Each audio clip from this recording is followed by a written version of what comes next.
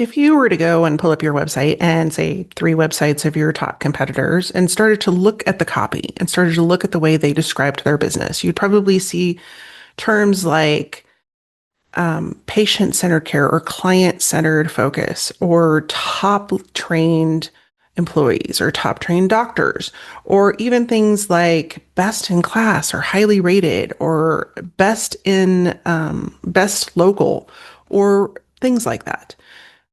Most of the copy that you would see on that website is probably pretty close to the copy on your website, which as an outsider makes me wonder what makes you any different than your competitors. We have started to rely on AI, which is making things even more blurry. It's making things even less defined. And so when we don't have personalization, it's really hard for our patients or our clients to know who to choose. When every single website says the same thing or says close to the same thing, what tips the scale? Yet you have organizations like Cartier and Tiffany where not everything about them screams different. The Ritz, for example, people don't go in and argue about the price. They're like, huh, no, I'm staying at the Ritz. Like, I will pay whatever it is because it's the Ritz. Tiffany, that well-known blue box with the white ribbon, it lights up girls' eyes instantly. It's world renowned. How do those brands do it? Well, in this episode, we're going to talk about how we can take that type of impression and put it out into the world so that people naturally flock to your organization versus your competitors. Is it easy? No. Is it simple? No. Does it take work? Absolutely. But if you want to stand out and you want to be the Tiffany of your industry, it is well worth the investment. And it not only will improve your traction in a very blurry and generic market, but it will also attract the same clientele that will pay higher prices, refer their friends, and save you money over the long run because you're not having to spend as much time and energy searching through the fields for everyone to be your client. So if we haven't met yet, I'm Alisa Connor and I own Alisa Connor Consulting. And for the last 20 years, I've been in the world of marketing and I've seen the transition of everything going from people-centered and people-focused to electronic-focused. And that's everything from email and email automation. And I understand the purpose and now AI, and I understand the purpose and I understand the temptation to automate everything. But I want you to resist the temptation.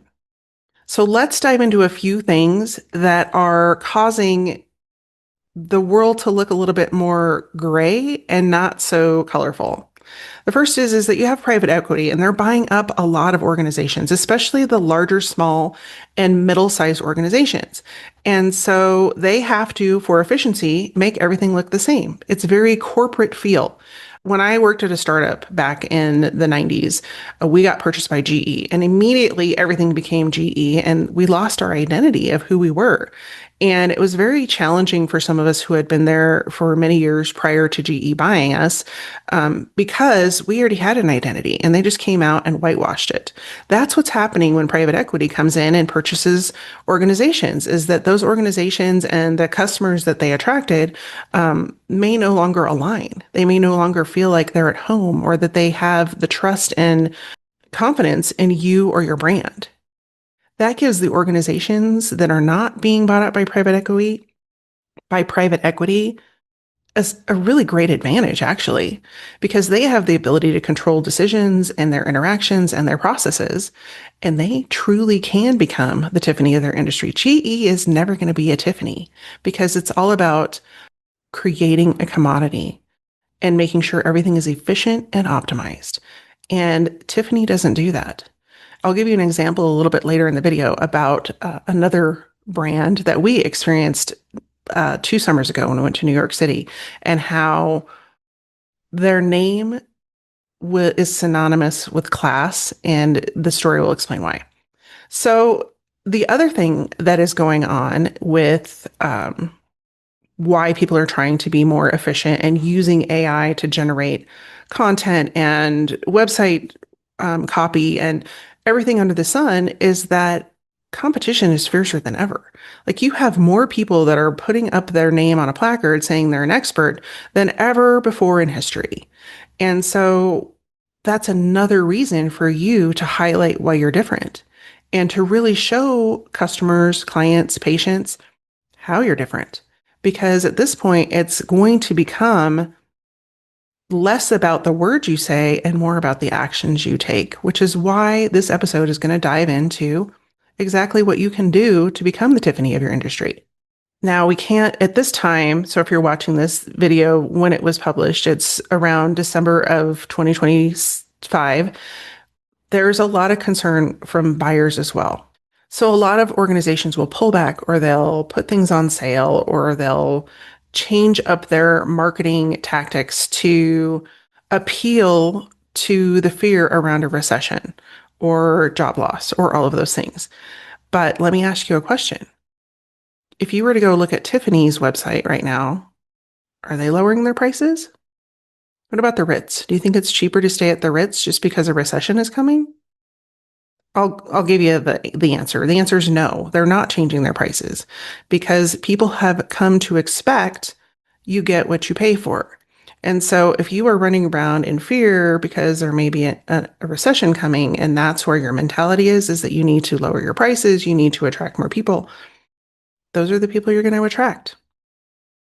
I don't want to go too far into the spiritual aspect of that, but if you believe that we are all energy and that the universe is all energy, then we attract the energy that we are putting out. And so it makes sense that a Tiffany would attract high-end buyers. They would attract people who are still willing to spend money. Whereas the people like Walmart are lowering prices. There's a reason that there's a website called The People of Walmart, and they don't look anything like a Tiffany buyer.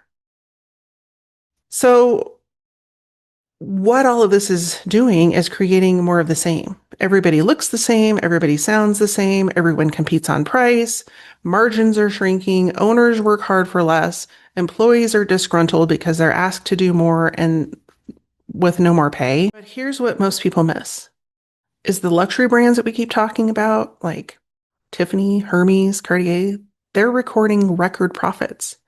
People are still paying $12 for a cup of coffee at a specialty coffee shop because they want the experience. And here's an interesting perspective is that the younger generation, so Gen Z and younger, they'd rather have the experience. They'd rather pay $40 for a fitness class and know that they are going to have the time of their life in that class and have that memory than accumulate other things. And so it goes to show that in a world where everything is the same, when you can be different, when you can stand out, you can not only charge premium prices, you're going to attract premium clients. So let's talk about the strategy of how do you become the Tiffany of your industry and what does it do? So let's use the example of Tiffany's. In the world of diamonds, a diamond is a diamond. There are bigger carats, there is a higher grade, all of those things. But at the end of the day, it's still a diamond. And so you can go and buy a diamond online from some random jeweler, or you could go to Tiffany's and you can have the experience of getting that blue box with the white ribbon and watching the person that you give that diamond to, their eyes light up. And no, they're not just getting a gift. They're getting something that is special. They're getting an experience. I remember getting a gift years ago, and it came from Tiffany's. We had relatives that lived in New York, and it was a crystal bowl. And I just remember the feeling of getting that aqua box in the mail with a white ribbon on it. And I just thought that was the neatest. I still get goosebumps thinking about that bowl. And the bowl is long gone. It got chipped and broken, and I had it for a really long time. And I was a little bit heartbroken when it did break. But I remember the exact feeling of getting that box in the mail and just knowing that this was such a special gift and have carried that with me throughout my life. Whereas, I've gotten other gifts that I couldn't even tell you what they were or who gave them to me, but I know exactly who gave me that bowl and what it was for and how special it made me feel that I got that box. So what if you could create that for your brand? So not only can Tiffany charge more, up to 300% of a markup for their diamonds, but nobody's ever going to question their price. They're never going to argue with them about price. They're going to pay it and willingly pay it just to have that experience. And when I was in New York a couple summers ago, when we went to Tiffany's, I just wandered around and I wanted to buy everything in the store, but of course didn't. But it's that feeling when you're in the store and the way that their salespeople treat you. So you may be wondering, okay, I'm in healthcare. How can I do this? We're fighting against private equity. They have budgets that are well beyond what we can spend on marketing or sales or any of those things. How are we going to compete? Well, let's talk about the problem with private equity and their big budgets is that they are constantly focused on getting more people in the door. So if you're looking at a private equity organization in healthcare, chances are you have short appointments. They never meet with the same person. They have no relationship with that person. And the patient ends up feeling like a number. No one wants to feel like a number when they're going through a health crisis or need to have something done to their body. They want to feel like a human more than any time before because this is a very personal decision. So if you're in healthcare, it makes it very easy for you to create a process and a system that makes people feel human. You can, frankly, out-human them by remembering patients' names, remembering what their conditions are, making the process of being a patient with you very easy. Reminder calls and texts that are personalized, not automated. Things that talk about their specific injury.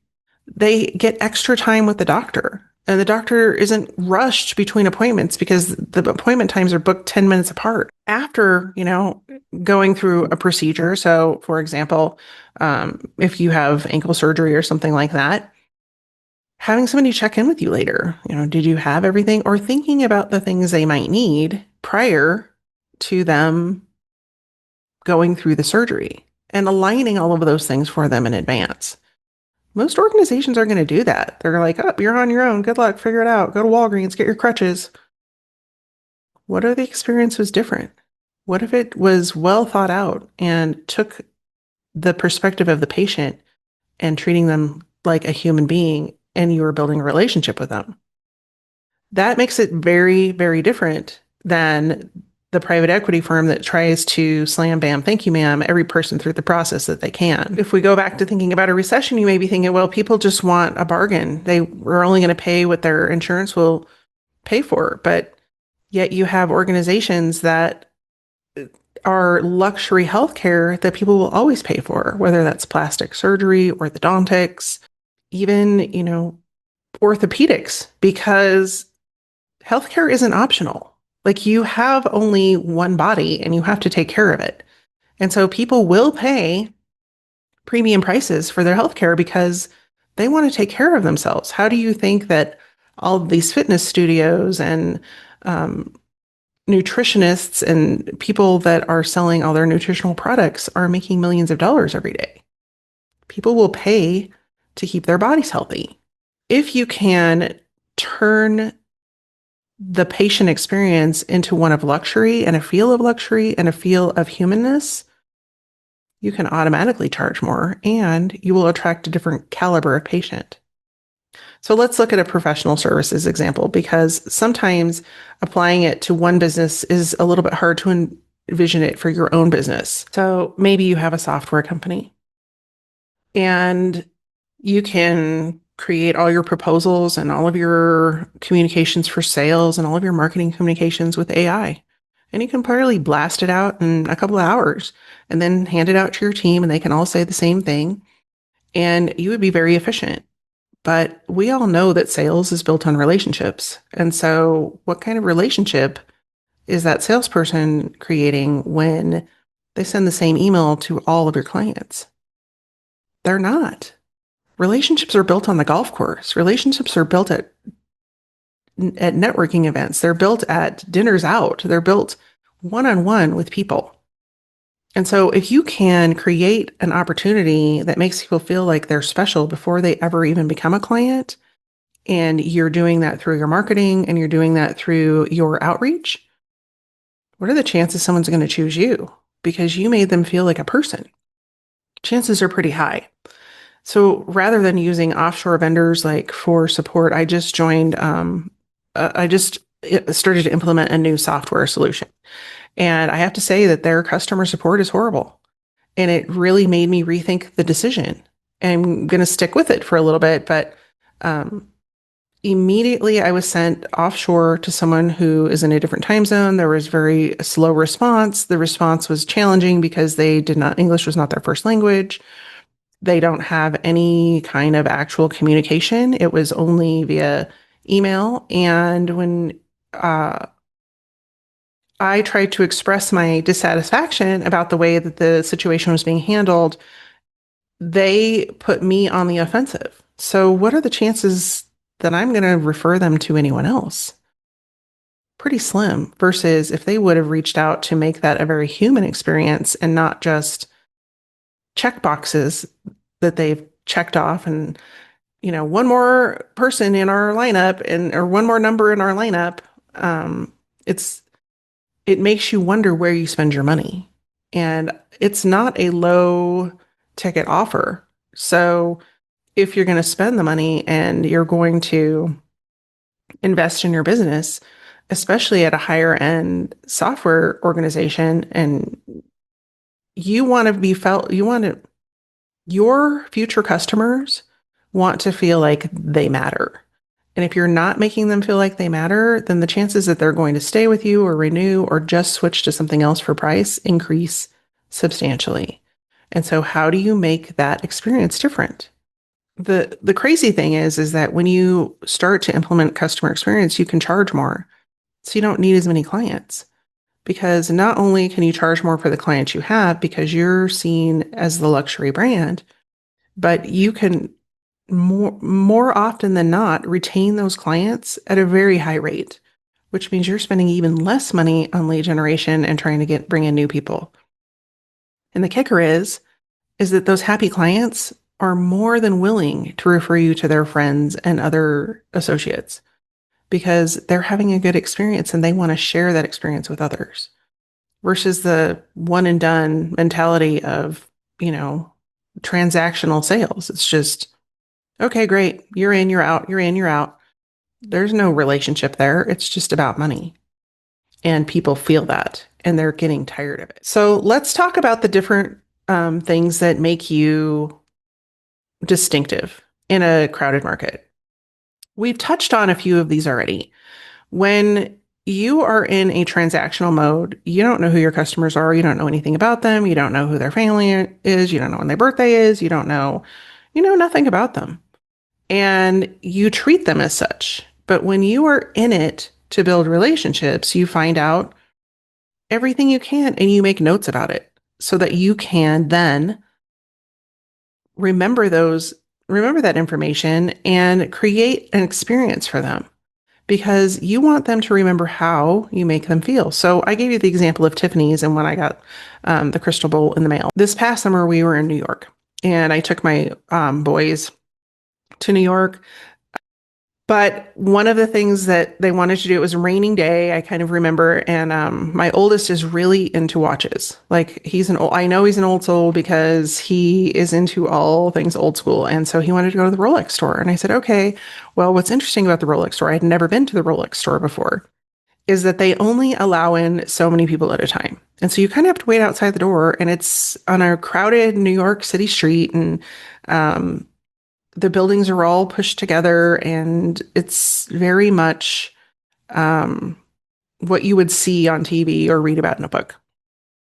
And so they took his name, and we waited not too long, but 10 or 15 minutes. And I now know that they were trying to align him with the right salesperson.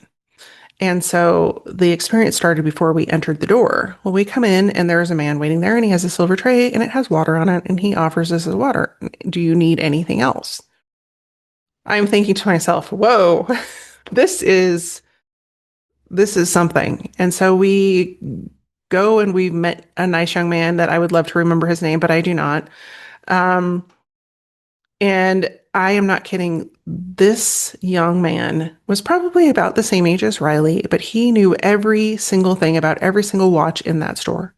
He was obsessed with watches like no one I've ever met before. He knew the history. He knew how old it was. He knew the changes between each year. I mean, he knew every single thing you could ever ask about a watch. He was 20 something.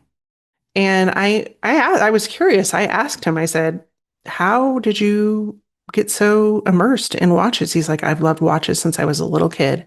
And I learned everything I could about watches. And then I was lucky enough to get the job here at Rolex. How many employees do you know have that phrase come out of their mouth? I was lucky enough to get hired by this company. What if that was your company? What would that do to your retention rate for your employees? It can be, but you have to think and act differently. You have to think and act from the perspective of how you make people feel. When we left that store, did we buy a Rolex? No. Will Riley go back and buy a Rolex at some point? Probably. I mean, he's just very young in his career, but it was so impressionable for him and such a unique experience. He still talks about it. And it's been months and months later. And it's the one thing that he remembers from that trip. And so when you can make people feel differently, when you can make them feel special, when you can make them feel like they're part of something, they're going to remember. And at some point, they will either become a client or they will refer a client. And that is when the magic happens. So rather than if you're in, for example, we'll go back to our healthcare example, if rather than having people say, we have the best outcomes, everyone is running, within 3 months of their surgery, what if we make sure that patients have exactly what they need from the moment that they come in, first meet with a surgeon, all the way through their recovery? We have it mapped out for them. We've created a personalized plan. We know exactly what they're going to need, and we make sure that every need they have for this surgery is taken care of. And as a bonus, we also take care of their family members because we know how stressful it is to have someone pick you up and take you to surgery and sit there and wait, and making that experience so memorable that, of course, you can charge more, but also they're going to remember it and tell everyone else about it and how fantastic it was. We want them telling that story. So if we're looking at a business consultant perspective, you may have a business consultant that comes in and talks to one of the executives, CEO, one of the C-level execs, and that's it. And then they make their determination. Well, how do they know what that determination is if they haven't talked to other people in the organization? Because every level of the organization has a different experience. So a well-rounded Tiffany approach would be to make sure that you're including conversations with everyone that you can converse with, even if it's one person from each, level of the organization. At least you're gathering data that you can then take back to the executive, because what you may think is the problem may not actually be the challenge, because a lot of times C-level leaders are not necessarily in touch with what's actually going on in an organization. To no fault of their own, they're busy. They're trying to run companies. But when you don't focus on the right problem, you don't focus on the right solution. So that's another way that you can create a very customized experience. You go in and you have interviews with a few people. Maybe it's 5 to 10 different employees, and you get different perspectives from different parts of the organization. And when you do that, you can take that knowledge back to the CEO. Do you think that makes you valuable to them? Of course it does. They didn't have time to go and gather that. They're not going to have an unbiased conversation with one of their employees. The employee is going to be worried about everything they say, but they'll have an unbiased conversation with a consultant if they know that that information is going to remain confidential between them as far as names and examples. So when you can create the trust with people and know that they know they're going to be taken care of, and you can make them feel like they're special, that's the first part of becoming a Tiffany branded experience. The second part is you have to create premium signals for people. So when you think about Tiffany, you immediately think of that Tiffany color blue and the white ribbon. If you look at Cartier, they created an entire initiative around creating a customer-centric online experience. Most brands won't do that. They just slap up a website, throw up their products, and hope somebody buys. But when you create a high touch experience for your customers, what are the chances they're going to buy again? Much, much higher. And so, how does this look like from a normal organization that doesn't have the Tiffany brand built yet? It shows up in how you answer the phone, how you schedule your appointments, how you handle follow-up with your clients, how you prepare for them to have an experience with you, how you handle their problems, the way that you ask for feedback, and everything that makes that experience not seem generic, but rather personalized. Because getting an email that says, "Hello, Phil, here at so and so XYZ, we are so happy to talk about all the things we do and what they mean to us and how that means we can stay in business," versus, "Hey, Phil, we know that you have a 5-year-old grandson and he loves giraffes.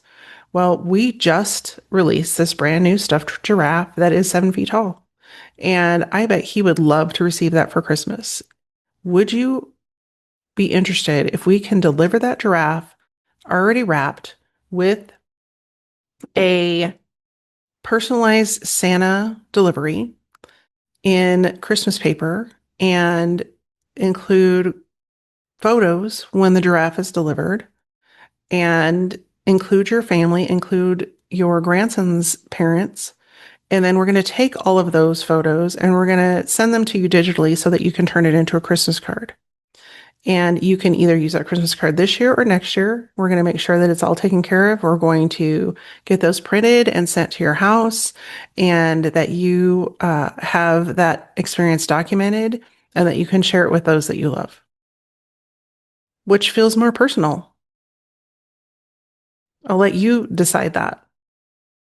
And we could go through example after example, but the end of the day is that if you're looking at that giraffe, that stuffed giraffe, and that 6-year-old grandson has that experience and he carries that with him the rest of his life, what is that worth? What would you pay for that?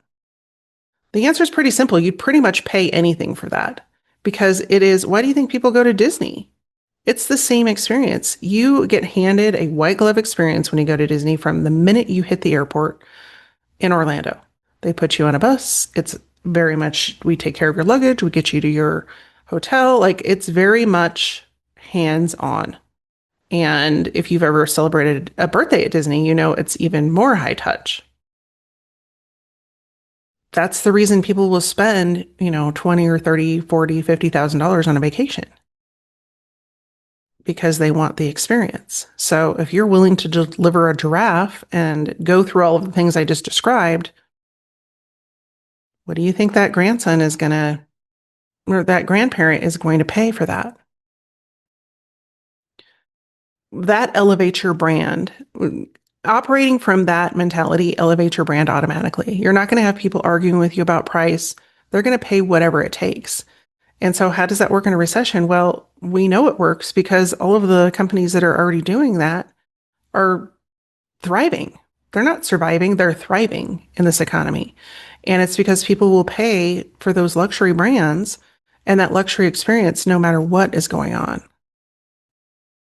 So, just to wrap up, there's a couple of reasons that this should be a focus for your organization right now. The number one is that AI is taking over everything and it's making everyone sound and look the same.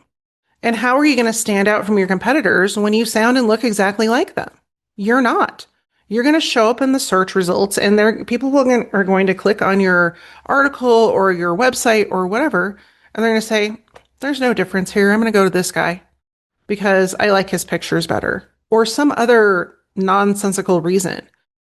When you decide to be the different brand in your industry, it's going to take you stepping up, and it's also going to take you stepping into a feeling that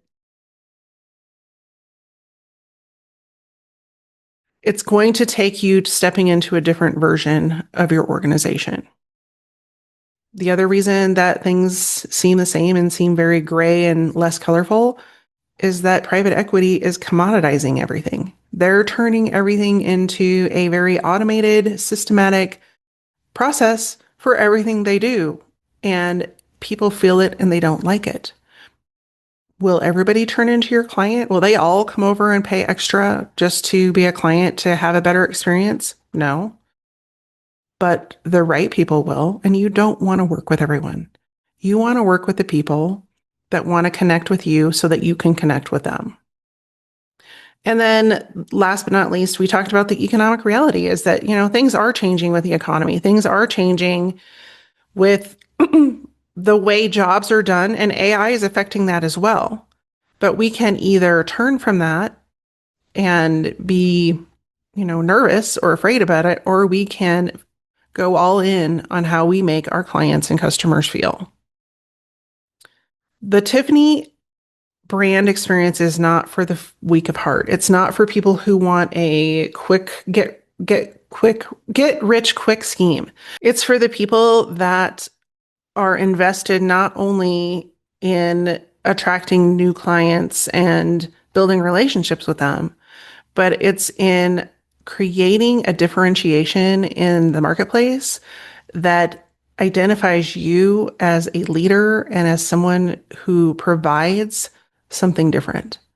So if you are an organization who is looking for a way to stand out, to not sound like everyone else online, not deliver an experience that's like everyone else's, and be able to charge premium prices, then adopting a Tiffany brand strategy could be the very way you do that. Now, if you're wondering, I have no idea where to start. I have no idea what's working, what's not working, what is happening in our organization, and how we change it. The good news is you have an expert who can look at your business and your organization from the outside and give you perspective on the things you do different, the things you're not talking about that make your organization special, and how to position yourself in a way that makes you feel like a luxury. That can all happen in a 30-minute call. I have very few of these that I offer every month and every quarter, but if you're interested, I have put the link in the description below and would be happy to sit down with you for 30 minutes to have that conversation, to learn more about your organization and to learn more about how things are operating and how you want them to shift. And so if you're interested, I'll put the link below in the comments and also in the description. Thanks so much for tuning in today and for taking a chance on adopting something different and learning something different about a way to approach your industry and approach the way you do business. I am hoping that more people will return to kind of the good old days, for lack of a better term, and remembering that people do business with people. And at the end of the day, when you're building those relationships, they're not only going to last, but they're going to, because you spent the time and energy to invest in those people and those relationships. If you are tired of competing on price in a world of sameness, then this becoming the Tiffany brand or the Cartier brand of your industry is really going to be the way to go. I would love to be the person to help you with that. So in the meantime, I will see you next week with another video, and we are talking about how to avoid having your healthcare practice feel like the DMV. So stay tuned for that, and I'll see you next week. Take care.